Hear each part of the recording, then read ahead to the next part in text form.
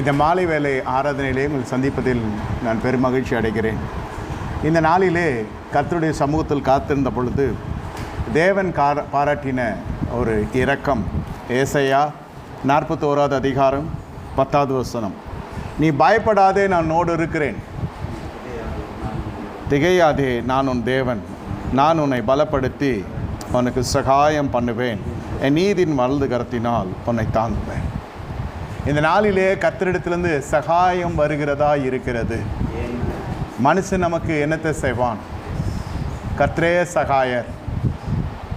இந்த நாளிலிருந்து உங்கள் வாழ்க்கையிலே நடக்கப் போகிற காரியங்களை குறித்து கர்த்தருடைய ஆவியானவர் வெளிப்படுத்தினதை உங்கள் மத்தியிலே நான் வைக்க விரும்புகிறேன். இது பெரிய பிரசங்கமாக அல்லாமல் இது கர்த்தருடைய வெளிப்பாடாக இந்த மாலை ஆராதனையிலே காணப்படுகிறது. கர்த்தர் நல்லவர், அவர் கிருபை என்றும் உள்ளது. தேவன் நமக்கு சகாயத்தை அனுப்புவதற்கு முன்பாக நமக்கு ஒரு பலத்தை கர்த்தர் தருகிறார். ஆவிக்குரிய ஜனங்கள், விசுவாசிகள், உங்கள் வாழ்க்கையிலே முதல்ல நீங்கள் தெரிந்து கொள்ள வேண்டும், எப்படி நீங்கள் பலன் அடைய வேண்டும், எப்படி நீங்கள் பலத்திலே நிறைக்கப்பட வேண்டும். வியாபார உலகத்திலே சொல்லுவார்கள், பணம் எங்கு போட்டால், எங்கு விதைத்தால் எங்கு அறுக்க முடியும். குறுகின காலகட்டத்திலே எவ்வளோ பெரிய தொகை நாம் சம்பாதிக்க முடியும் என்பது தான் இலக்கு. அரசியல் வழியில் நீங்கள் பார்க்கிற பொழுது எந்த தொகுதியில், எந்த மாவட்டத்தில், எந்த ஜனத்தை நிற்க வைத்தால் பெரும்பான்மையான ஓட்டு வித்தியாசத்தில் ஜெயிக்க முடியும். ஆவிக்குரிய ரீதியில் எடுத்துக்கொண்டால் எந்த பிரசங்கமாரை கொண்டு வந்து நாம் பிரசங்க செய்தால் அதிகப்படியான ஆவிக்குரிய அறுவடைகளை நாம் காண முடியும், ஆத்தும அறுவடை பண்ண முடியும் என்று பார்ப்பார்கள். விசுவாசிகளை கேட்டால் இன்னும் எவ்வளவாய் நாம் அபிஷேகத்திலே வளர வேண்டும், வளர்ந்தால் நம் ஜபங்கள் அதிகமாய் கர்த்தருடைய சமூகத்தில் கேட்கப்படும் என்று சொல்லுவார்கள். என்னை கேட்டுக்கொண்டிருக்க தேவனுடைய ஜனமே, இப்படியாக ஒரு பலவானை, ஒரு பலத்தை மறைமுகமாய் உலகம் எதிர்பார்க்கிறது, ஆவிக்குரிய சமுதாயம் எதிர்பார்க்கிறது, பூமிக்குரிய சமுதாயம் எதிர்பார்க்கிறது. எல்லாருடைய இருதயத்திலும் ஒரு பலன் நமக்கு தேவை. ஒரு பலன் இருந்தால் நமக்கு போதும். என் கரத்தில் இவ்வளவு காரியம் செய்வதற்கு எனக்கு திராணி இல்லை, கரம் பலன் இழந்திருக்கிறது ஐயா. பள்ளிக்கூடமாக இருக்கட்டும், கல்லூரியாக இருக்கட்டும், வீடு வாசல் உண்டு பண்ணுகிறதா இருக்கட்டும், கரத்தில் பலன் இல்லை. என் கரம் சத்துவமற்று இருக்கிறது. இந்த இரவு வேளையில் உங்கள் கரத்தை பார்த்து கர்த்தர் சொல்லுகிறார், உன் கரத்தை நான் திடப்படுத்துவேன். அல்லேலூயா. மனுஷன் கரத்தை பார்ப்பான், சில இடத்துல முகத்தை பார்த்ததும் உடனே உங்கள் கரம் எவ்வளோ வலுவாய் இருக்கிறது என்று பார்ப்பான். ஆகியால் தான் வேதம் சொல்லுது, உனக்கு பலப்படுத்தி உனக்கு நான் சகாயத்தை தரப்போகிறேன். அதுதான் தேவன் கொடுக்க போகிற சகாயம். சில சமயத்தில் உன்னை விழுங்கிறதாய் மாறிவிடக்கூடாது. நீ கேட்கிறதெல்லாம் மூல காரியம், நீங்கள் கேட்கிறதெல்லாம் வாழ்க்கையில் மிக முக்கியமான ஒரு காரியம். அது வந்தால் போதும், எல்லாம் உங்கள் வாழ்க்கையில் முடிந்துவிடும். அந்த ஒரு ஜப குறிப்பை கர்த்தர் கேட்டு எனக்கு அனுக்கிரகம் செய்தால் போதும், என்னுடைய பல பிரச்சனைகள் தீர்ந்துவிடும். சில பேருக்கு பணமாக இருக்கும், சில பேருக்கு உடல் சுகமாக இருக்கும், சில பேருக்கு ஆயுசு நாட்களாக இருக்கும். உயிருக்கு போராடி கொண்டு சொல்லுவோம், பணம் இல்லாமல் ஏழை கூட வாழ்ந்து விடலாம், ஆனால் நான் பணம்லாம் வைத்து விட்டு மாண்டு போகிறேன், மறிக்க போகிறேன். இனி யார் அதெல்லாம் எடுத்து செலவு பண்ணார்களோ, கட்டின வீடு, உண்டாக்கப்பட்ட சொத்துக்கள் எல்லாம் விட்டு போகிற ஜனங்களுக்கு அவ்வளோ ஞானம் பத்தாது அப்படியெல்லாம் சொல்லுவார்கள். பலன் இருந்தால் போதும், ஜீவன் தப்பினா போதும் என்பார்கள். ஜீவன் இருக்கிறவன் சொல்லுவான், ஜீவன் இருக்கிறது எதற்கு? என் கரத்திலே பண வசதி இல்லை, பலம் இல்லை. கூட்டி கழித்து பார்த்தால் பலனற்று போனவர்களால் அதிகமான ஜனங்க இருப்பாங்க. சரீரீதியான பலவீனமாக இருக்கட்டும், பொருளாதார ரீதியான பலவீனமாக இருக்கட்டும், அறிவு சம்மந்தப்பட்ட பலவீனமாக இருக்கட்டும், பரிசுத்த சம்மந்தப்பட்ட பலவீனமாக இருக்கட்டும், அந்த பலவீனம் என்பது பெரும்பான்மையாக இருக்கும். அதனால்தான் கர்த்தர் சொல்லுகிறார், உனக்கு நான் பலப்படுத்தி உனக்கு நான் சகாயத்தை தரப்போகிறேன். இப்பொழுது நீங்கள் பலப்படுத்தப்பட்டு கொண்டு இருக்கிறீர்கள். பிரியமான தேவனுடைய ஜனமே, இந்த இடத்துல வேதம் சொல்லுகிறது பாருங்கள், கர்த்தருடைய ஜனங்கள் எப்படி நீங்கள் பலன் அடைய முடியும். அப்போஸ்தலர் நடபடிகள் 1 அதிகாரம் 8வது வசனத்திலே வாசித்தால் தெரியும். பரிசுத்த உங்களிடத்தில் வரும்பொழுது நீங்கள் பலன் அடைந்து எருசலேமிலும் யூதாவிலும் சமாரியாவிலும் பூமியின் கடைசி பரியந்தம் எனக்கு சாட்சிகளாக இருப்பீர்கள். எருசலேமிலே நீ தரித்திருக்கிற பொழுது மட்டும்தான் உங்களுக்கு பலன் வரும் என்று கர்த்தர் சொல்லுகின்றார்.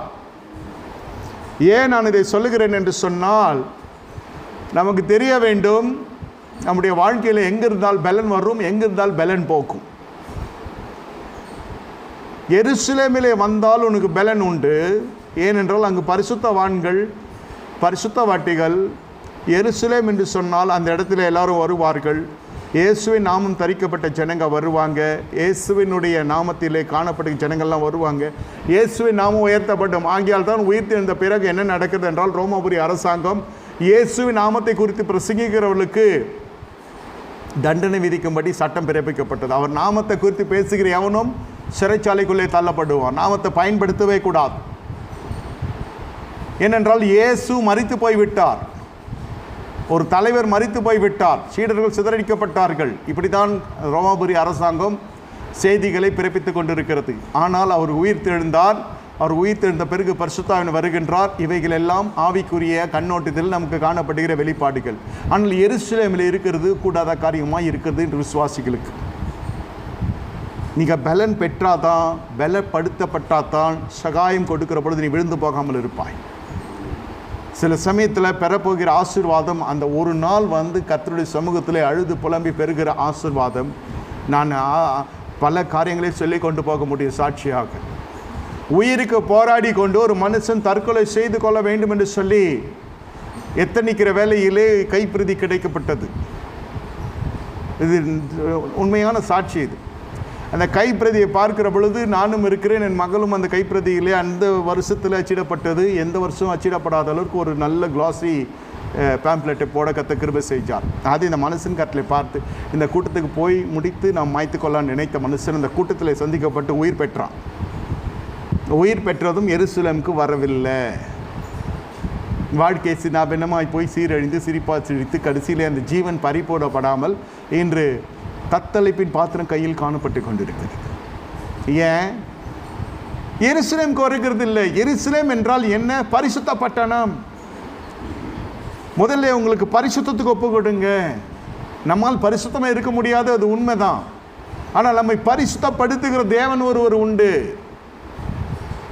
ஆனால் இந்த பலம் ஒரு இடத்துக்கு வருகிற பொழுது வரும்.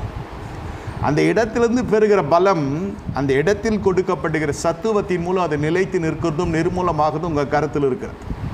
இந்த 120 பேர் மீது இந்த அபிஷேகம் இறங்குகிறது. நீங்கள் எருசலேமில் இருந்தால் பலன் அடைந்து பரிசுத்தாவை பெறுவீர்கள். நீங்கள் பாருங்கள், ஆண்டவர் கொடுக்கிற ஆசீர்வாதம் எப்பொழுதுமே உறுதியான ஆசீர்வாதம், நம்பத்தக்கதான ஆசீர்வாதம். மனுஷன் கேட்கிற ஜபங்கள், மனுஷன் கேட்கிற காரியங்கள் அனைத்து நீங்கள் பார்க்கிற பொழுது உங்களுக்கு மன விரக்தியை உண்டு பண்ணும். நாம் கேட்கிறதால அற்ப காரியம் கேட்போம். இந்த மாதம் EMI கட்டணும், அப்போ அடுத்த மாதம். ஆனால் கர்த்தர் என்ன செய்வார்? எழுந்தருளுகிற தேவன் முற்றிலும் முடிய கர்த்தர் கிருபை செய்வார். அதான் தேவன். அடுத்த விசை என்பது இந்த நோய்க்கு கிடையாது. கர்த்தர் செய்தால் தான் வேதம் சொல்லு, குமாரன் உங்களை விடுதலை ஆக்கல, மெய்யாகவே விடுதலை ஆகும். இப்போ அது பலன் எங்கே இருந்தால் வரும்? எருசலேமில் இருந்தால் வரும். இந்த இடத்துல பலனோடு ஒரு மனுஷன் காணப்படுகிறான். எருசலேமிலே என்ன பலன் காணப்படுகிறது? எருசலேமிலே பரியாசக்காரர்கள் இருக்கிறாங்க. பரிசுத்தாவி பெற்றவுடன் தான் இந்த ஜனங்களை குறித்ததான பேச்சுகள் வெளியரங்கமாக்கப்படுகிறது. இனி வருகிற நாட்கள் உன்னை குறித்து சமுதாயம் அறியும்படி கர்த்தர் காரியங்களை செய்யப்போகிறார். அதற்கு காரணம் பரிசுத்தாவி. இந்த பரிசுத்தாவி பெறுவதற்குத்தான் எருசலேம். இந்த பரிசுத்தாவி பெறுகிற இடத்திலே பார்ப்பீர்கள் என்று சொன்னால் மேல் வீட்டு அறை காணப்படுகிறது. மேல் வீட்டு அறைக்கு ஏறுவதற்கு முன்பு இவர்கள் பரியாசக்காரர்கள் இருக்கிறார்கள், படித்தவர்கள் இருக்கிறார்கள், பல ஜாதிக்காரர்கள், பாஷைக்காரர்கள், பல ஊர் நாட்டை சேர்ந்த ஜனங்கள் அந்த இடத்துல வாசம் பண்ணுகிறார்கள்.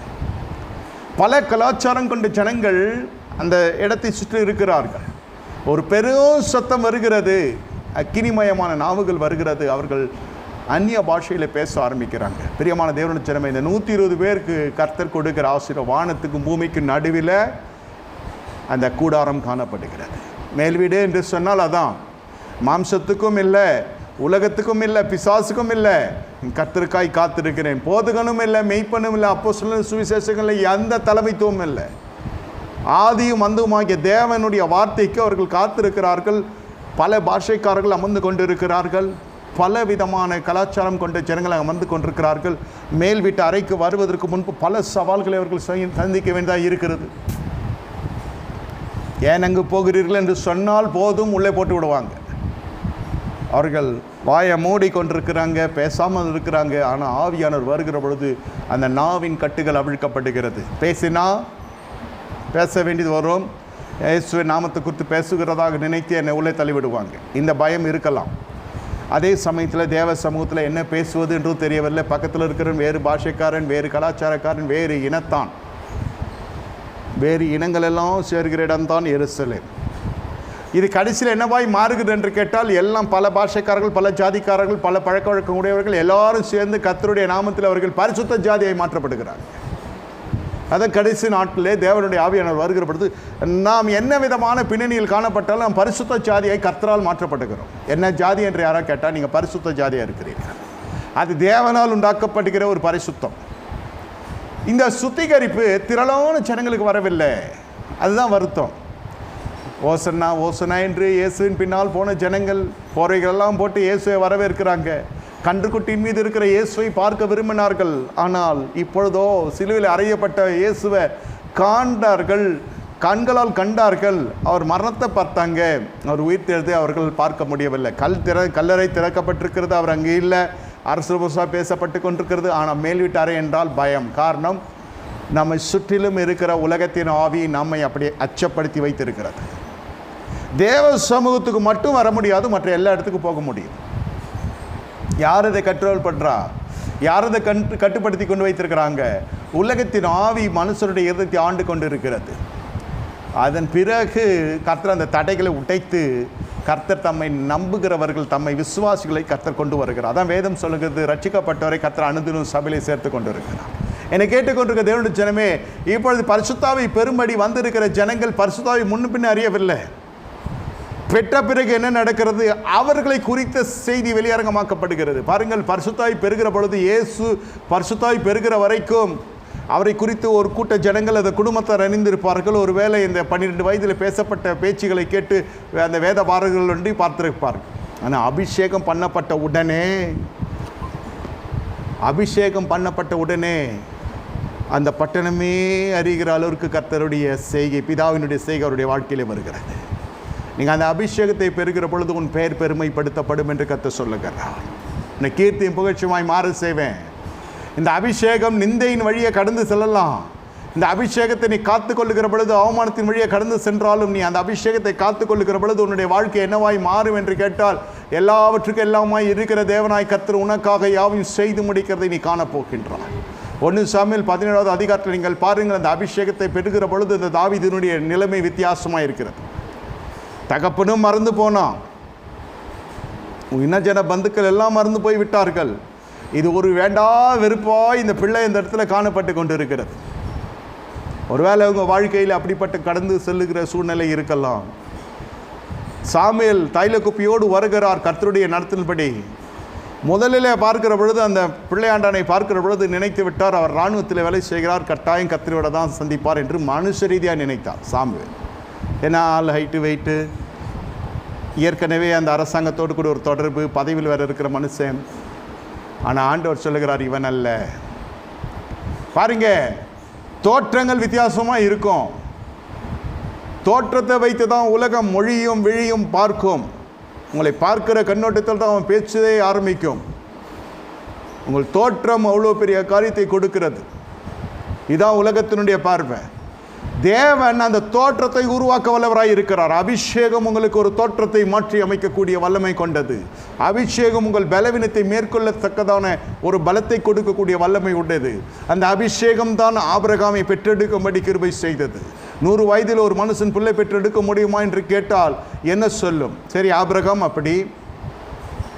சகரியா எலிசபெத் தம்பதிகளுக்கு எப்படி பிள்ளை வந்தது? அது பரிசுத்தாவியினாலே நடக்கிற கிரியைகளிலே ஒரு பெருக்குதலை கர்த்தர் தருகிறார். எதில் குறையாக இருக்கிறாயோ அதில் நிறைவை தருகிறதான் பரிசுத்தாவினுடைய மகிமை. இந்த 1 சாமுவேல் 17 அதிகாரத்தில் நீங்கள் பார்க்கிற பொழுது, இந்த அபிஷேகம் பண்ணப்பட்ட மனுஷன் இந்த கோலியாத்தை வெல்லுவதற்குரிய அபிஷேகத்தை முதலே பெறுகிறார். தாவீதின் மீது 3 அபிஷேகம் காணப்பட்டது. முதல் அபிஷேகம் கோலியாத்தை வெல்வதற்கு, 2வது அபிஷேகம் யூதாவை ஆள்றதுக்கு, 3வது அபிஷேகம் சகல இஸ்ரவேல் சமஸ்தானத்தை ஆள்வதற்கு. இயேசு கிறிஸ்துவின் மீது 7 அபிஷேகம் காணப்பட்டது. இதெல்லாம் குறித்து நாம் விரிவாய் பார்த்துருக்கிறோம், நம்ம சேனலில் இருக்கிறது. இப்பொழுது அந்த அபிஷேகம் பெறுவதற்கு முன்பு எப்படி இருக்கிறான் ஒரு மனுஷன்? அவன் வீணான போன மனுஷனாய் காணப்படுகிறான். அந்த மனுஷன் வனாந்திரத்திலே காணப்படுகிறான். உங்கள் வாழ்க்கை இன்று எந்த உதவியும் இல்லாத இடம் தான் வனாந்திரம். யாரும் உங்களை செவி சாய்க்கிறதில்லை, யாரும் உங்களை கண்டுகொள்ள, எல்லாராலும் மறக்கப்பட்டு போனீர்கள். ஆனால் கர்த்தர் தம்முடைய ஞானத்திலும் ஞாபகத்திலும் உங்களை வைத்திருக்கிறார். நினைத்தருளினார். அவர் தேவ மனுஷனை கர்த்தரை அனுப்புகிறார்.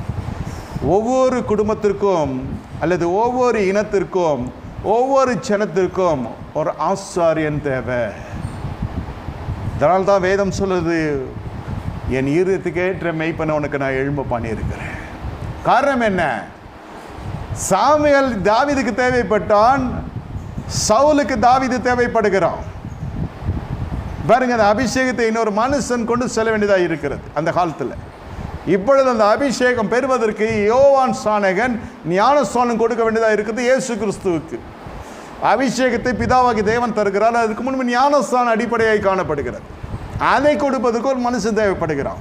பாருங்கள், இந்த கடைசி நாட்களே மனுஷனை கொண்டு மனுஷன் ஊழியத்தை, கர்த்தருடைய ஊழியத்தை செய்யப்படுகிறது.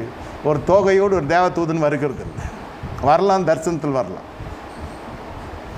ஆனால் ஒரு மனுஷன், இந்த ஊழியக்காரன் பாருங்கள், இப்போ ஊழிய விஷயத்திலேருந்து சொல்லுகிறேன், நீங்கள் எல்லாம் கொடுக்குற காணிக்கையிலே காரியங்கள் வாய்க்க பண்ண கர்த்தர் கிருபை செய்கிறோம். அதே சமயத்தில் பலிபீடத்துக்கு செலுத்த வேண்டிய அந்த உண்மையை நீங்கள் செலுத்துகிறீங்க. பலிபீடத்து வருகிற வார்த்தைகள் உங்களுடைய வாழ்க்கையில் எல்லா பகுதியும் வளத்தை கொண்டு வருகிறது அல்லவா? ஒரு மனுஷன் ஊழியம் செய்கிறோம், மனுஷனுக்காக. கர்த்தருடைய ஊழியம் தான். மனுஷன் ஊழியம் செய்கிறோம், ஒரு மனுஷன் ஊழியம் பெற்றுக்கொள்ளுகிறான்.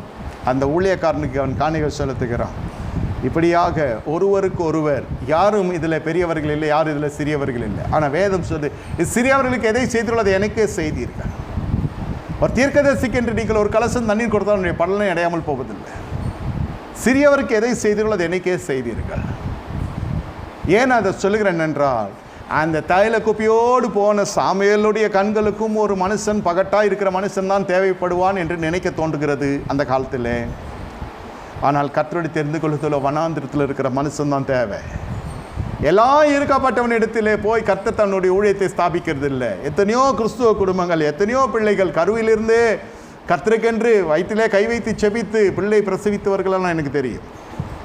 என்னோடு கூட படித்தவர்கள் உண்டு, என்னோடு கூட வாழ்ந்தவர்கள் உண்டு, ஒரு காலத்தில் வாழ்ந்து மடிந்தவர்களும் உண்டு. என் கூட படித்தவர்கள் அவன் வீட்டிலெல்லாம் எல்லாம் வாங்கி வைத்திருப்பாங்க. கிட்டார்லேருந்து எல்லா இன்ஸ்ட்ருமெண்ட்ஸும் இருக்கும். பைபிள், பல பைபிள் பார்க்கலாம். நமக்கு ஒரு பைபிள் வாங்குறதுக்கு அந்த காலத்தில் அவ்வளோ பிரச்சனை ஆயிடுச்சு. 25 ரூபா 30 ரூபா 93 சொல்கிறேன். அவங்க வீட்டில் பார்த்தா எல்லாமே இருக்கும். ஒரு காலகட்டம் வந்தது, திடீரென்ற பிள்ளை விபத்தில் மறந்து போய் விட்டான். இந்த குடும்பமே பதறி போனார். முன்குறிக்கப்பட்டது, மனுஷன் முன்குறிக்கப்பட்டது நிறைவேறாது. எங்கோ காணப்பட்ட மனுஷன் தாவீது. நான் எங்கோ காணப்பட்ட மனுஷன். இங்கு வருவதற்கு என் பிரயாசம் அல்ல, கர்த்தருடைய முன்குறித்தல், தேவ கிருபை, தேவனுடைய அழைப்பு. இதை கீழ்ப்படிவதற்கே பெரிய காரியமாக இருந்தது. ஒரு விசுவாசியின் ஞானஸ்தானம் எடுக்கிறதுக்கு எவ்வளவு போராட்டம். தனிப்பட்ட மனுஷன் இன்று ஒத்து வந்தாலும் அந்த மனுஷனால் ஞானஸ்தானம் எடுக்க முடியவில்லை. சில சூழ்நிலைகள் தடை செய்து கொண்டிருக்கிறது. அவன் மனக்லேசம் அவனை தடை செய்கிறது, உறவினர்கள் தடை செய்கிறாங்க, அவன் வேலை தடை செய்கிறது, அவனுடைய உத்தியோகம் தடை செய்கிறது. ஏனென்றால் அது பல பிரச்சனைகளை கொண்டு வருது அரசாங்க ரீதியில் என்று சொல்லுவார்கள்.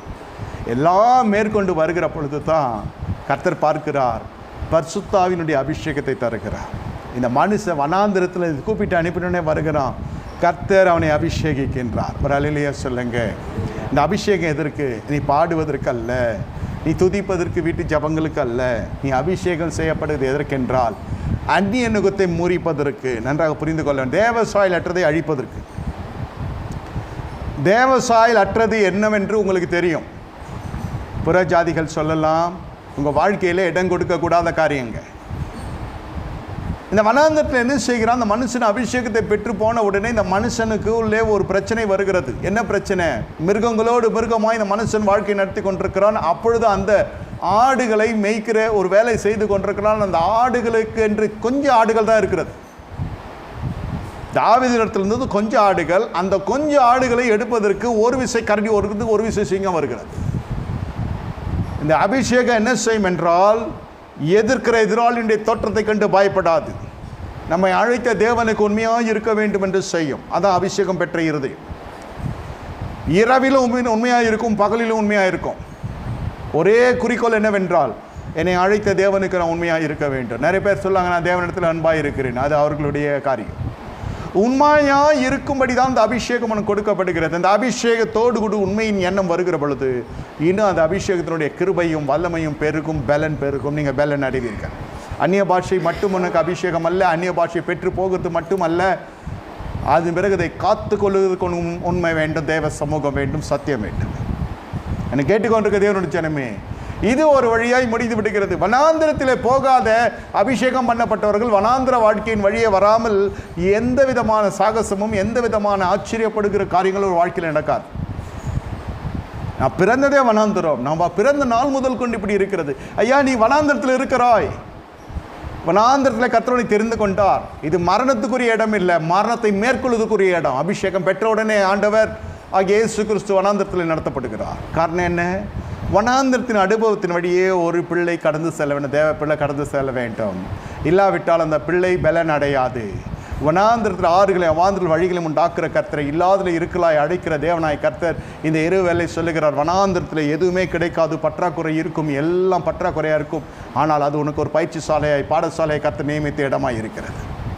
அந்த இடத்துல வனாந்திரத்தில் யார் வருவார்கள்? சோதனைக்காரன் வருவான். பசி, ஒரு தாகம், ஒரு அடிப்படை தேவை, சோதனைக்காரன் வருகிறான். அந்த சோதனைக்காரனை ஜெயிக்கிறதுக்கு தான் அந்த வனாந்தரம். இந்த வனாந்தரத்தில் தான் இந்த இஸ்ரவேல் புத்திரர்கள் தோல்வியை தழுவுகிறாங்க. பலன் இல்லை. பஸ்கா எடுத்தாங்க, அதிசயத்தை கண்டாங்க, துதித்தாங்க. அதன் பிறகு அவருடைய இருதயத்தின் என்ன நினைத்தது என்றால், ஏதோ ஒரு பெரிய காரியத்தை நினைத்து கொண்டது. நான் என்னமோ நினைத்தேன் ஆண்டவருடைய வழி என்றால், நான் சொல்லுகிறேன், உங்களை கர்த்தர் பலப்படுத்தி கொண்டிருக்கிறார். உனக்கு சகாயம் வருகிறது, தீர்க்கதரிசனம் அனுகூலமாய் வருகிறது. ஆனால் ஒன்று நடைபெறவில்லை. நான் பலப்படுத்தப்பட்டு கொண்டு இருக்கிறேன், நான் பலப்படுத்தப்பட்டு கொண்டு இருக்கிறேன். இந்த ஜனங்கள் பலப்படவில்லை, மன்னாவை பார்த்து நொந்து கொள்ளுகிறாங்க. தேவன் கொடுக்கிற ஆசீர்வாதம் சில சமயத்தில் மனுஷருக்கு பிடிக்காது, அருவருப்பாய் காணப்படும். தாவீதை கர்த்தர் இணைத்தார். திருமணத்துக்கு முன்பு அந்த பெண்மணி விரும்பினான். தேரோப் என்ற அந்த மூத்த சகோதரிக்கு திருமணமாக வேண்டும். இந்த அபிஷேகம் அவனுக்கு ஒரு வாழ்க்கையை கொடுக்கிறது. யாருக்கு? தாவீதுக்கு. ஒரு திருமணத்தை ஒழுங்கு பண்ணுகிறது, சிங்காசனை கொடுக்கிறது என்று எல்லாரும் சொல்லுவாங்க. முதலில் வாழ்க்கையில் நடந்தது என்ன? திருமணம். அப்புறம் எல்லை தரேன், அது தொல்லை, அது எல்லை தரேன்னு சொன்ன மனுஷன் பெரிய தொல்லையாய் மாறிவிட்டான் மாமனார். ஆனால் அவனுக்கு திருமணம் நடக்கிறது. ஆனால் இந்த பெண்மணி அவனை அவமதிக்க ஆரம்பிக்கிறார். திருமணமான நாள் முதல் கொண்டு இந்த பெண்மணி என்ன செய்கிறார்? அவமதிக்க ஆரம்பிக்கிறார். கடைசியில் கர்த்தருடைய வாதை வருகிறது.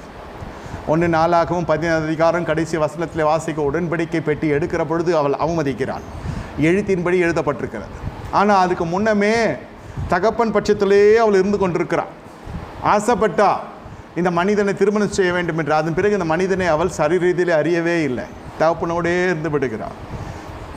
நான் கேட்டுக்கொண்டிருக்க தேவனுடைய ஜனமே, கர்த்தர் இந்த இரவு வேளையில் உங்களிடத்தில் இடைப்படுகிறார். உன்னை அபிஷேகம் எதற்கு?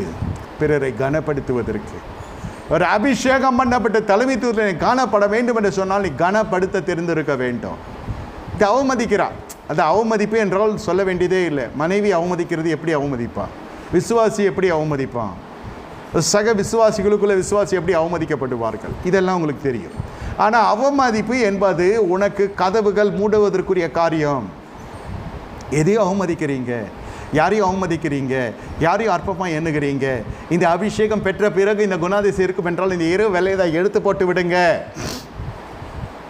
ஏனென்றால் அவமதிக்கிற பொழுது பரத்திலிருந்து நமக்கு கதவு திறக்கப்பட வேண்டிய அந்த நேரத்தில் இந்த பெண்மனுடைய கர்ப்பத்தை கர்த்தர் அடைக்கின்றார். கர்த்தர் அந்த கர்ப்பத்தை அடைத்து போட்டு விடுகிறார். புருஷனுக்கு பெற்றெடுக்க வேண்டிய பிள்ளை கடைசியில் புருஷனுக்கு பெற்றெடுக்க முடியவில்லை. வேறு எவனுக்கோ பிள்ளை பெற்றெடுக்கிற ஒரு பெண்மணி அவள் காணப்படுகிறான். அவன் மலடியாக இருந்தால் என்று நினைக்காதீங்க. மில்கால் அவள் வேறொருவனுக்கு பிள்ளை பெற்றெடுத்து கொடுக்கிறா. தாவீதுக்கு மனைவியான பெண்மணி சவுலுடைய மரணத்துக்கு பிறகு அவள் கொண்டு வரப்படுகிறாள். அது வேறு விஷயம். இல்லை, நீங்கள் அவமதிக்கப்படுகிற பொழுது உனக்கு சில அடைப்புகள் வந்துவிட வாழ்க்கையில். திறப்புகளுக்காய் காத்திருக்கிற ஜனங்கள் இதை தெரிந்து கொள்ள வேண்டும் என்று கர்த்தருடைய ஆவியை விரும்புகிறார். வனாந்திரத்திலே காணப்படுகிற காரியம் இது. ஒரு வனாந்திரம். ஏன் அவள் அவமதிக்கிறான்னா, இந்த மனுஷன் உடன்படிக்கை பெட்டிக்கு முன் ஆடி பாடிக்கொண்டிருக்கான். தன்னோடு ஏதோ ஆடி பாடவில்லை என்றெல்லாம் இருக்கலாம். இல்லை வேலை அது ராசா வீட்டில் வந்ததுனால அது ஒரு பக்குவம் வேறு மாதிரி இருக்கலாம். இது அடிப்படையிலிருந்து வந்த மனுஷனோடு கூட வாழ்கிறது ரொம்ப கஷ்டமாக இருக்கலாம், பல காரியங்கள் சொல்லி கொண்டு போகலாம். ஆனால் அபிஷேகம் பண்ணப்பட்ட மனுஷனுடைய வாழ்க்கையில் என்ன நடக்கிறது என்று கேட்டால், பிறருக்கு உதவி செய்கிறோம், நான் ஒரே கருத்து செல்லுகிறான். தனக்கென்று அது செய்து கொள்ளவில்லை, தன் ஜீவனை காத்துக்கொள்ள நினைக்கவில்லை. தகப்பன் கூப்பிட்டு அனுப்புகிறான், தகப்பன் இடத்துல வருகிறான், பால் கட்டிகளை ரசங்களை கொடுத்து சகோதரனுடைய சுகச்செய்து விசாரித்து வா என்று அனுப்புகிறார். நல்லா புரிந்து கொள்ளுங்க, கீழ்ப்படிய கீழ்ப்படிய கீழ்ப்படிய கதவுகள் திறந்து கொண்டே இருக்கும். கீழ்ப்படியாமை, அவதூறு, அவமதிப்பு இவையெல்லாம் கீழ்ப்படியாமையினுடைய குணாதிசயங்கள். கதவு மூடிக்கொண்டே இருக்கும். ராஜாவினுடைய குமார்த்தியாக இருந்தாலும் கதவு மூடப்படுகிறது. என்ன சொல்லுகிறது? சில பேர் உயர்ந்த பதவி, நல்ல சம்பாத்தியம், திரண்ட ஆஸ்தி, நல்ல கல்வி எல்லாம் இருக்கும், குடும்ப வாழ்க்கையின் ஆசீர்வாதமே இருக்காது.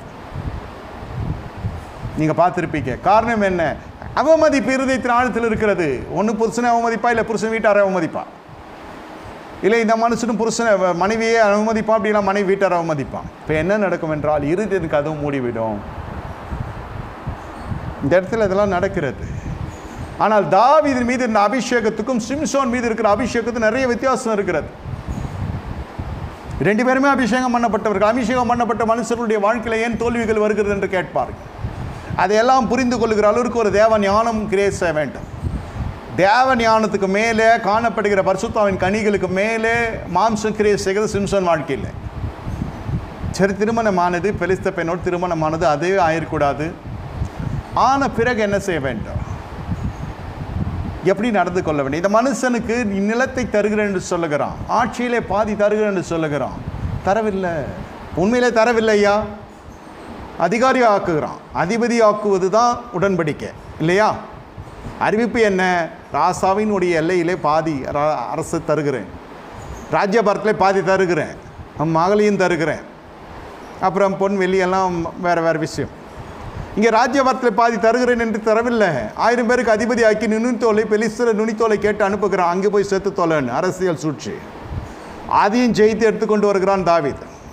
என்னை கேட்டுக்கொண்டிருக்க தேவனுடைய ஜனமே, கர்த்தர் இந்த இரவு வேலைகள் இடத்துல சொல்லி கொண்டிருக்கிற ஒரு காரியம், உனக்காக நான் யாவையும் செய்து முடிப்பேன். நீ அபிஷேகம் மட்டும் பெற்றுக்கொள்.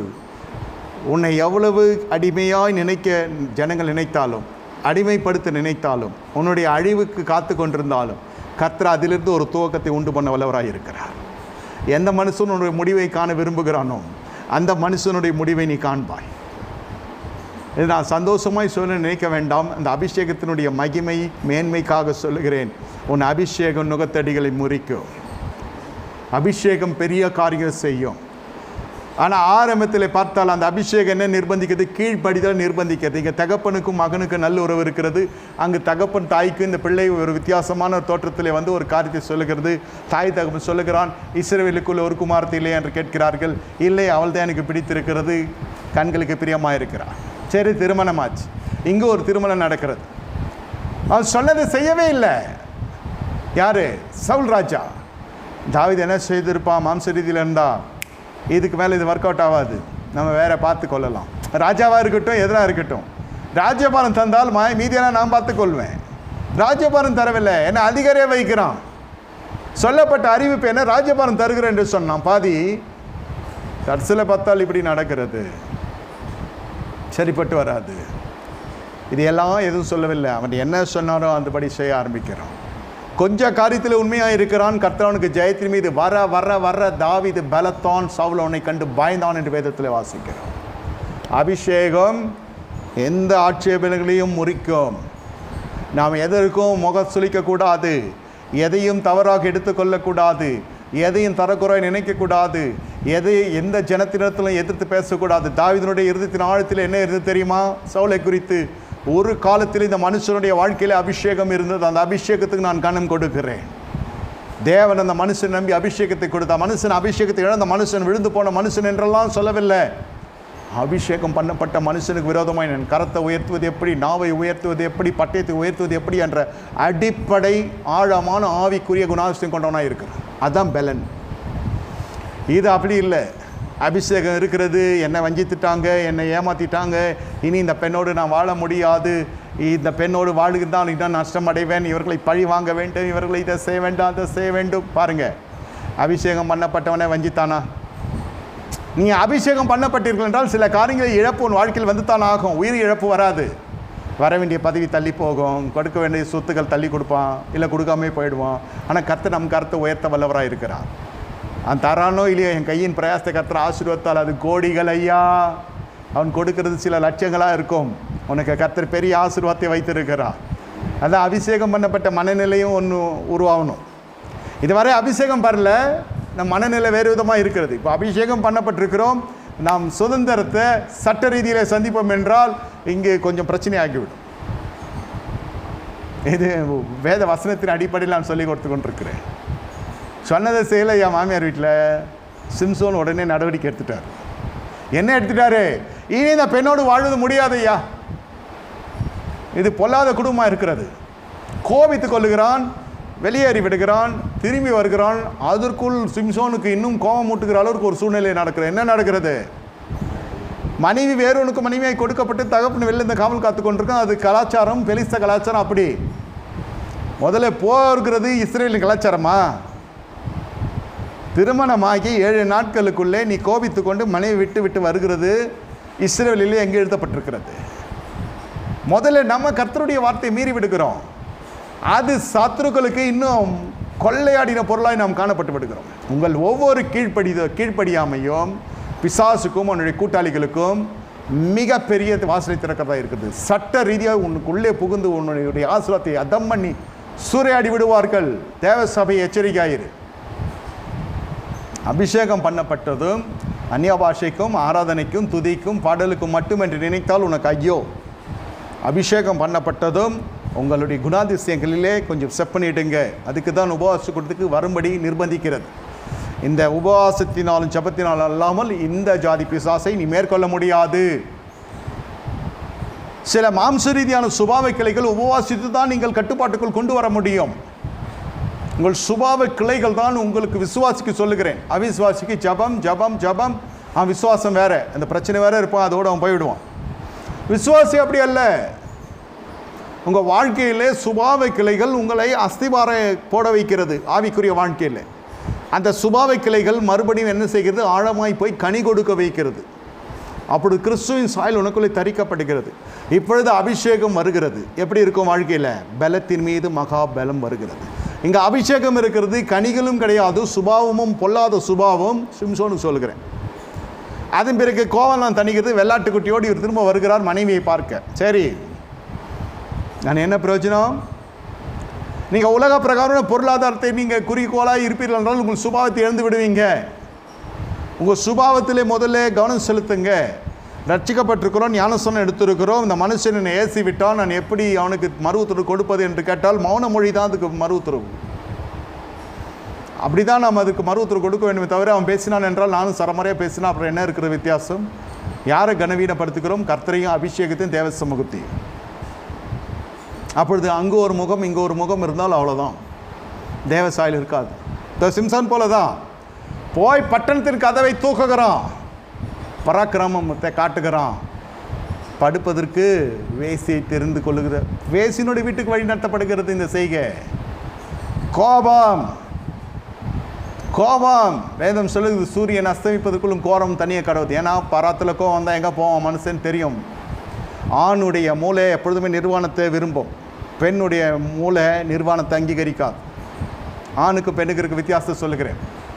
என்னை கேட்டுக்கொண்டிருக்க தேவனுடைய ஜனமே, இந்த இரவு வேளையில் கர்த்தரை பார்த்து சொல்லுகிற ஒரு காரியம், உன்னுடைய இருதயம் கலங்காது இருப்பதாக.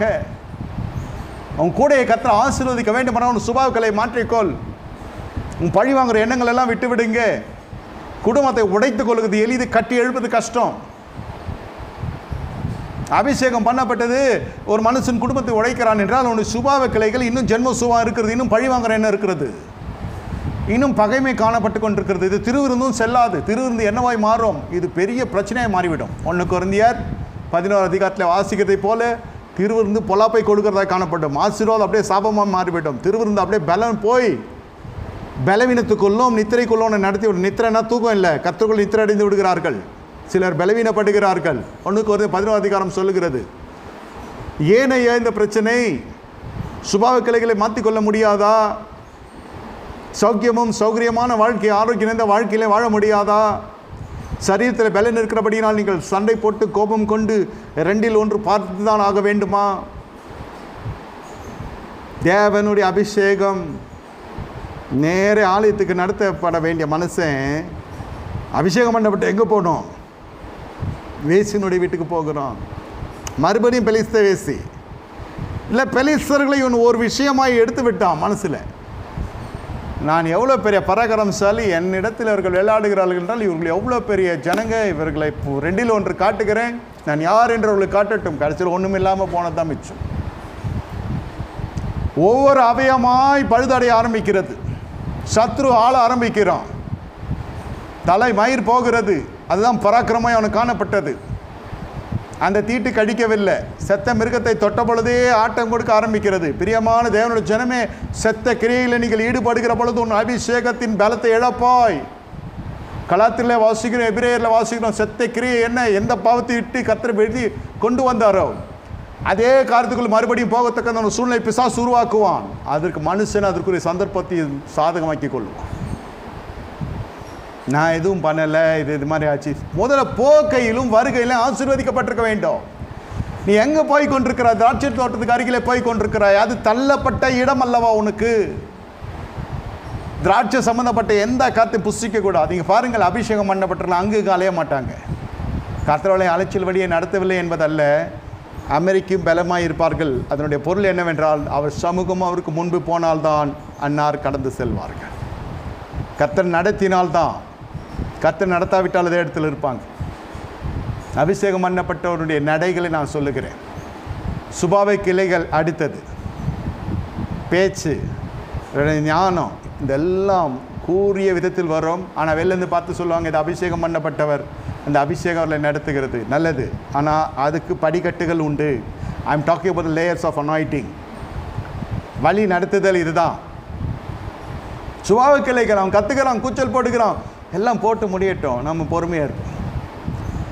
தாவீது அப்படி தான் காணப்பட்டான். சவுல் ஆணை வெட்டுவேன், குத்துவேன், பேலியாளின் மகனே என்று சொல்லி மகனை திட்டுகிறான். அந்த ஈனமானவனோடு நீ சேர்கிறாயா என்று கேட்கிறான். அதெல்லாம் தாவீதின் காதுக்கு வராமல் இருக்குமா?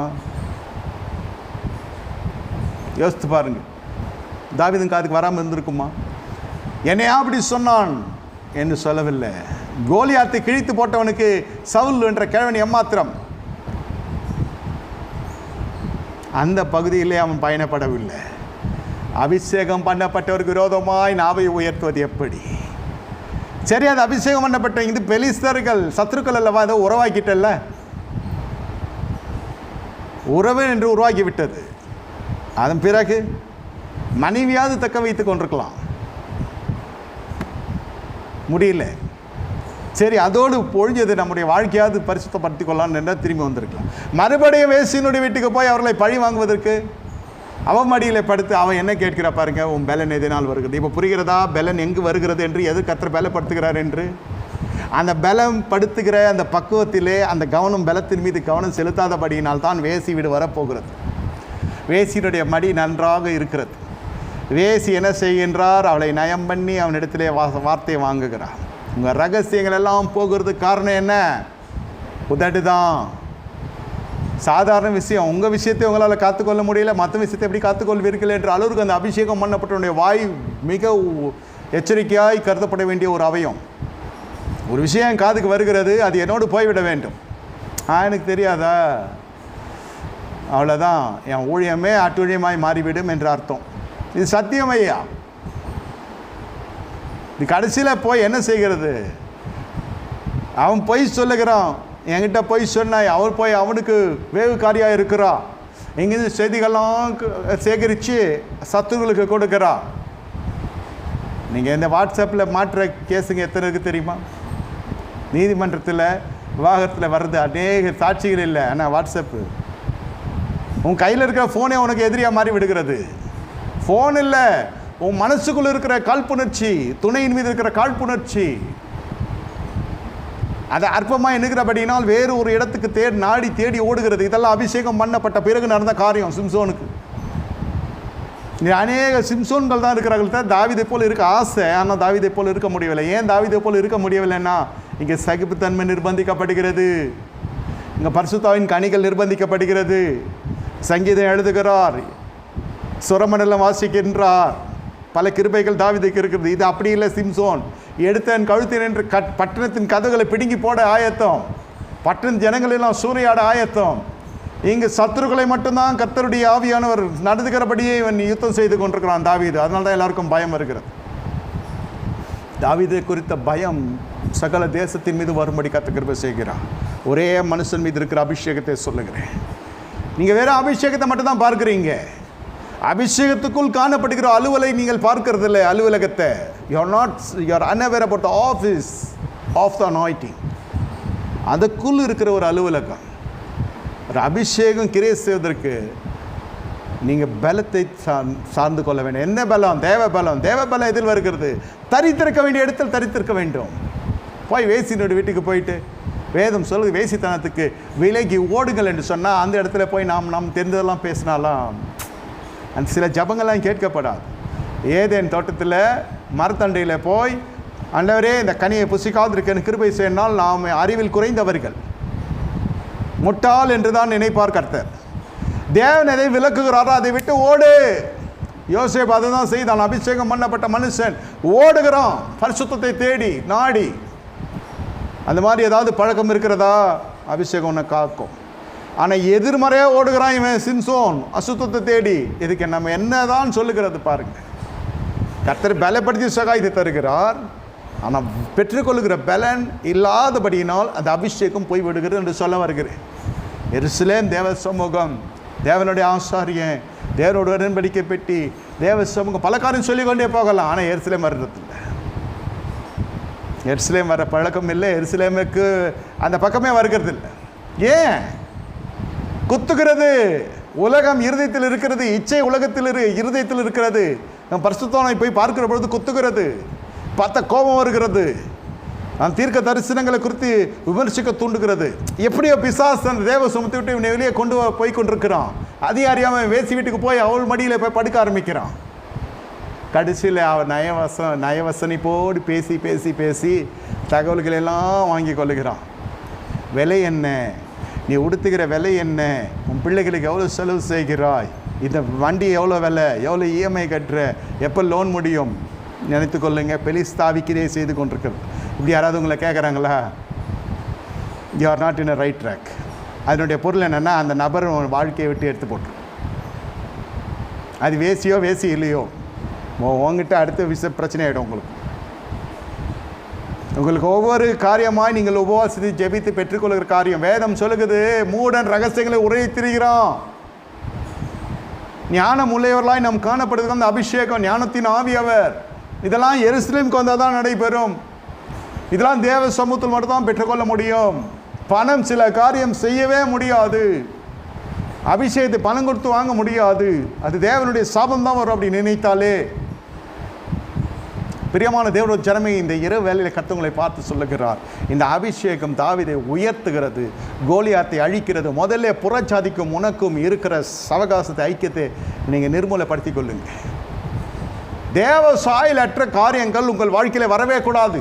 நான் வேலை செய்கிறேன்யா, நான் கடை வைத்திருக்கிறேன், பரவாயில்லை. But I hope you can understand the distance what you need to create with these type of ungodly creations. I hope the church is mindful about it. சபையார் இந்த தேவ சாயலற்ற காரியத்தை குறித்து இடைவெளி எங்கு வைக்க வேண்டும் என்பதை நீங்கள் அறிவீர்கள் என்பதை நான் விசுவாசிக்கிறேன். கர்த்தர் இந்த இரவு வேளையில் சொல்லுகிறார், நீ முதல்ல இந்த கோலியத்தை அழிப்பதற்கான காரணம் என்ன? தேவ சாயலற்ற ஒரு 6 முழம் கொண்ட ஒரு பெலிஸ்தர் ராட்சசன் தேவனுடைய சேனைகளை நிந்தித்து கொண்டிருக்கிறான். ஆவிக்குரிய கோபம் பற்றி எறிகிறது. இன்று என்ன நடக்கிறது? விமர்சகர்களுக்கு போய் வியூஸ் பார்த்து கொண்டிருக்கிறான். அந்த ஊழியக்காரன் எப்படி சொல்கிறான்னா, அவனை நிர்மூலப்படுத்து, இன்பாக்ஸ் வந்து தூக்கி போடு, அதெல்லாம் உள்ளே போய் பார்த்துட்டு இருக்காதீங்க. என்னமோ சொல்கிறான் வியூஸ் ஏறுது, அது கமெண்ட் போடுறான், அதுக்கு வியூஸ் லைக் போடுறான். இதெல்லாம் மாற்றி விடுக்கிறோம். இதெல்லாம் மாற்றிடும். மனசு கரைப்படி ஆரம்பிக்கிறது. விசுவாச கரைப்படி செய்கிறான். அவன் பழவை பார்த்து கொண்டு போகிறான், வியாபார ரீதியை பண்ணுகிறான். சரி, அவன் ஏதோ அவன் செய்து கொண்டு போகிறான். அது ஊழியமோ அது அட்டுழியமோ அது தேவையில்லாத விஷயம். நமக்கு இங்கே தாவீதுடைய இருதயம் என்ன சொல்லுகிறது?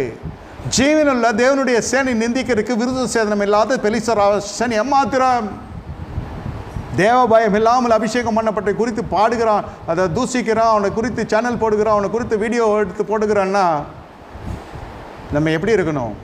இருதய ரீதியில் இருதய விருத்த சேதனப்பட்ட இருதயம் அதை உடனே உள்ளே பூந்து பார்க்குதுன்னு வச்சுக்கோங்க, நீங்கள் அபிஷேகத்தில் பின்தங்கி இருக்கிறீங்கன்னு அர்த்தம். அவன் எம்மாத்திரம். உங்களுக்கு ஒரு கசப்பு காணப்பட வேண்டும். கர்த்தருக்குள்ளே நிலைப்படுத்தப்பட வேண்டிய கசப்பு இதெல்லாம். ஒரு அபிஷேகத்துக்கு கொடுக்குற கனம் இதுதான். விருத்த சேதம் இல்லாத இவன் தேவனுடைய சேனையை நிந்திக்கிறதுக்கு எம்மாத்திரம். அந்த இருதயம் பற்று உங்களுக்கு வருகிற பொழுது, ஆவிக்குரிய பற்று உங்களுக்குள் வருகிற பொழுது, நீங்கள் பூமிக்குரிய காரியத்தில் பெரிய இடத்துல கர்த்தர் மறு செய்வார். இதை விட்டு நீங்கள் அதுக்குள்ளே போய் பார்த்து அது என்னமோ நடந்திருக்குது, நெருப்பு இல்லாமல் புகையாது, அது இதுன்னு சொல்லி உள்ளே போவீர்கள் என்றால் அங்கேயே நீங்கள் நிறுத்திக்கொள்ளுங்க. திராட்சை தோட்டத்தின் வழியிலே போய் கொண்டிருக்கிறார். ஒரு பாலசிங்க எதிரே வரும். அதெல்லாம் கேட்க கேட்க கேட்க சில சமயத்தில் நாம் போகிற திசையே சரியில்லை என்று சொல்லுகிற அளவுக்கு வந்துவிடும். Negative has got a fast reach. தெரிந்து கொள்ளுங்க. இல்லையா டிவி பார்க்க வேணான்னா ஒரு காலத்தில், அப்புறம் டிவியாக சபையில் தொங்குது, இப்போ யூடியூப்பும் பார்க்க வேணான்னு சொல்கிறாங்க. இந்த பாஸ்டர் நினைக்க வேண்டாம், சொல்லுகிற கருத்து என்னன்னு உங்களுக்கு புரியும். அந்த பற்று உங்கள் இருதயத்திலிருந்தே இருக்க வேண்டும். சபை அந்த ஒரு போஷிப்புக்குள்ளே வளர வேண்டும். ஜீவனுள்ள தேவனுடைய சேனையை நிந்திப்பதற்கு இந்த விருத்த சேதம் இல்லாத பெலிஸ்தன் எம்மாத்திரம். இப்போ பாருங்கள், நம்ம சிம்சன் ஐயாவுடைய அபிஷேகத்தை நீங்கள் ஒப்பிட்டு பார்க்குற போது தெரியும். இது விட்டா அவ கூட போய் படுத்துக்குது. படுக்க பாவப்படுக்க என்ன ஒரு குருட்டாட்டம் பாருங்கள். அப்போ கண்ணை பிடுங்கின பிறகுள்ள குருட்டாட்டம், முதல்ல ஒரு குருட்டாட்டம் வந்துடுது. யாரோடு போய் படுக்கிறாய்? யாரோடு படுக்க விரும்புகிறாய்? யாரோடு நீங்கள் ஐக்கியப்படுகிறாய்? யாரோடு தொலைபேசியில் நீங்கள் பேசி கொண்டிருக்கிறீர்கள்? எத்தனை மணி நேரம் பேசி கொண்டிருக்கிறீர்கள்? கேட்பதற்கு ஆள் இல்லை என்று நினைக்கிறீர்களா? போகிற பள்ளத்தாக்குக்கு நிறைய போய் கொண்டிருக்கிறது உன்னுடைய வாகனம். வாழ்க்கையினுடைய சக்கரம் சீக்கிரத்தில் கழண்டு விடும். நான் சபிக்கவில்லை, வழியை சொல்லுகிறேன். கர்த்தருடைய மனுஷனை முன்னே எச்சரிக்கிறேன். தயவுசெய்து மனம் திரும்பு. நீ அபிஷேகம் பெற்று உயர்த்தப்பட வேண்டும் என்று தேவ சித்தம் என்றால், பெற்றுக்கிற அபிஷேகத்தை இழப்பதற்கு போய் பெலிஸ்த பெண்ணிடத்தில் போய் உறவு கொள்ளுகிறாய் என்றால் உன்னை என்ன சொல்வது? கடைசியில் அவன் ஜபம் கேட்கப்பட்டு கர்த்தர் பரிசுத்தப்படுத்தி அவனை எடுத்துக்கொள்ளுகிறான். இங்கு கர்த்தர் அவனை தீர்க்க ஆயுசை கொடுத்து பிள்ளையின் பிள்ளைகளை காண கர்த்தர் கிருபை செய்கிறார். தாவீது கர்த்தர் இருந்ததுக்கு ஏற்ற மனுஷன். தேவ ஜனங்களை நிந்திக்கிறதை அவ்வளோ கோபப்படுகிறான். Spiritual growth. என்ன க்ரோத்து? இதெல்லாம் நம்ம வெறுக்கணும். இதை குறித்து ஒரு கரிசனை இருக்கணும். அபிஷேகம் பண்ணப்பட்டவனுக்கு விரோதமாக பேசுகிறானே நம்ம அடிக்க முடியாது, திட்ட முடியாது. ஆனால் நம்ம என்ன செய்யலாம்? அந்த இடத்துக்கெல்லாம் நம்ம போகக்கூடாது. அந்த காரியத்தெல்லாம் நம்ம ஈடுபட, அந்த மனுஷனோட சவகாசமாக வேணாம். அதை சப்ஸ்கிரைப் பண்ணி வச்சு அது வர்ற வீடியோஸ்லாம் பார்த்துக்கின்னு நீங்கள் சறுக்குதலுக்குள்ளே போகிறீங்க. எதனா போட்டு போகிறான் அந்த மனுஷன். கர்த்தர் அவனை ஆசீர்வதிக்கட்டும், அது அவனுடைய விஷயம். நாம் ஜாக்கிரதையாக காத்துக்கொள்ளணும். பல distractions, you can see lot of distractions and deviations. எல்லாமே வர்றதெல்லாம் உத்தமமாக இருக்குன்னு சொல்ல முடியாது. யூடியூப்பில் இருக்கிற பரிசுத்தத்தை குலைக்காத பார்த்துக்கோள். அசுசியான படத்தை பார்க்கவில்லை, ஆனால் இது ஆவிக்குரிய அசுசி உள்ளே வருகிறது அல்லவா? இப்படி தான் செய்வான் விசுவாஸ், அப்படி தான் செய்வான். ஆனால் தாவீதுக்கு உயர்ந்த குணாதிசயங்களை குறித்து சொல்ல, இதே மேடையில் எவ்வளோ பேசியிருக்கோம் தாவீதை குறித்து. கர்த்தர் அறிவார். அது சபைக்கு தேவை, இதுவும் சபைக்கு தேவை. ஏன் தாவீதை கர்த்தர் தன் இருத்துக்கேற்ற மனிதன் சொல்லுகிறார் என்றால், இதெல்லாம் கர்த்தர் விரும்புகிற காரியம் ஐயா. அபிஷேகம் பண்ணப்பட்டுட்டு நீங்கள் அலப்பறைக்குள்ளோ விமர்சனத்துக்குள்ளே நீங்கள் செய்வீர்கள் என்றால் அது அபிஷேகம் அல்ல. தேவன் தெரிந்து கொண்டவர் மீது குற்றம் சுமத்த நீ யார் என்று வேதம் சொல்லுகிறது. அவன் எஜமான் பார்த்துக்கொள்வார், நின்றாலும் விழுந்தாலும் என்று வேதம் சொல்லுகிறது. கர்த்தருடைய ஸ்தானத்துக்கு நாம் போகிறோம். இதே போல் தான் லூசிபர் கர்த்தருடைய ஸ்தானத்துக்கு போக நினைத்தான், தள்ளப்பட்டான். இப்படியெல்லாம் அபிஷேகம் பண்ணப்பட்ட ஜனங்களை குறித்து பேசினது இதுவரைக்கும் விளங்கினதாக நான் பார்த்ததில்லை. 24 ஆண்டு ஊழியத்திலே நான் சொல்லுகிறேன், இந்த ஊழியம் வளர்க்கப்பட்டது காரணம், இதுவரை ஒரு ஊழியனை நான் பார்த்ததில்லை, பேசினதில்லை, பேச போகிறதும் இல்லை. விசுவாசிகளும் கர்த்தருக்கு ஸ்தோத்திரம் அப்படிப்பட்ட மந்தை உள்ளே வருகிறதும் இல்லை. எல்லாரும் இயேசுவை குறித்து பேசுவோம், அவர்கள் குடும்பத்தை குறித்து பேசுவோம், அதோட அவ்வளோ. No gossipings, no backbitings, no backstabbings on any topic or any anointed servant, any ministries around the world. We have no time to convey God's message. Where we have time to speak about others. ஒருவருக்கு ஒரு விரோதம் பேசாதிருங்க, சிந்திக்காதிருங்க, செயல்படாதிருங்க. இந்த அபிஷேகம் பண்ண அவமதித்து இந்த பெண்மணி தன் குடும்பத்தை நாசம் பண்ணி கொண்டா. மில்கால் அபிஷேகம் பண்ணப்பட்டால் அதோடைய பாத்திரமே வேறு, அந்த பாத்திரத்துடைய மகிமையே வேறு. இந்த பாத்திரத்தை கர்த்தர் நடத்துகிறதே வேறு. அது உடைத்தாலும் உருவாக்குகிற ஒரு தேவன். இந்த மனுஷன் அநியாயமாய் கடைசியில் நான் ஜெபத்தை கேட்டு கர்த்தனை பரிசுத்தப்படுத்தி எடுத்துக்கொள்கிறேன். தாவீது அப்படி அல்ல. தாவீது இருதயத்துக்கு ஏற்ற மனுஷனாய் காணப்படுகிறான். கண்களை மூடி கர்த்தரை நோக்கி பார்ப்போமா? பலப்படுத்த படைப்பது எருசலேமுக்கு வருவாயா? எருசலேமுக்கு வந்தால்தான் பலன். இதெல்லாம் அபிஷேகம் பண்ணப்பட்டு அந்நியபாஷை பேசி அதோடு போய் அப்புறம் எங்கே போச்சுன்னே தெரில. அந்த அபிஷேகம் குளிர்ந்த காற்றாய் வந்தது, அக்கினி வந்தது, மின்னல் வந்தது, இடி தான் உள்ள வந்தல்ல, எல்லாம் வந்துச்சு. இப்போ எங்கே போச்சு தெரியல. அவித்து போட்டிருக்கிறாய் ஆவிய. மறுபடியும் உனக்குள்ளுக்கிற அபிஷேகத்தை அனல் மூட்டி எழுப்பு. கர்த்தரை அழைக்கிறார். எருசலேமுக்கு வா, மறுபடியும் எழும்பி பிரகாசிக்க போகிறார். கிருபையின் நாட்களிலே கர்த்தரை அழைக்கிறார். கண்களை மூடி கர்த்தரை நோக்கி பார்ப்போமாக. ஆண்டவரை ஸ்தோத்தரிக்கிறோம். ஆசீர்வதி. அபிஷேகத்தினால் உம்முடைய பிள்ளைகள் நிறைக்கப்படுவார்களாக. 30, 60, 100 இந்த வசனங்கள் கனி கொடுப்பதாக. பிசாசுக்கு எதிர்த்து நிற்கத்தக்கதான பலத்தை உம்முடைய அடியார்களுக்கு தந்து தேவ சாயலற்ற அந்த பலிஸ்தனை வீழ்த்தும்படியாக தாவீதுக்கு கிருபை பாராட்டின கர்த்தர் அதே கிருபை இந்த சபையார் மீது வைப்பீராக. இதை கேட்கிற ஒவ்வொரு மீதும் வைப்பீராக. இனி பிசாசுக்கு எதிர்த்து நிற்கிற ஜனங்களாய் மாற செய்தரலும். அற்புத அதிசயமாக வழி நடத்தும். தடைகளை உடைக்கிறோம். தேசத்தின் சேமத்தினால் முடிச்சுட்டோம். நீ நகைக்க போகிறாய் என்று கர்த்தர் சொல்லுகிறார். இயேசுவின் ரத்தத்தை தெளிக்கிறார். அரசாங்கத்துக்கான தயவை நான் தருவேன். இயேசுவின் நாமத்தில் பிதாவே, ஆமென். என் ஆத்துமாவே கர்த்தரை ஸ்தோத்திரி. என் முழு பரிசுநாமத்தை ஸ்தோத்திரி. என் ஆத்துமாவே கர்த்தரை ஸ்தோத்திரி. கர்த்தர் செய்த சகல உபகாரங்களை மறவாது. ஆமென். கர்த்தராகிய இயேசு கிறிஸ்துவின் கிருபையும் பிதாவாகிய தேவனுடைய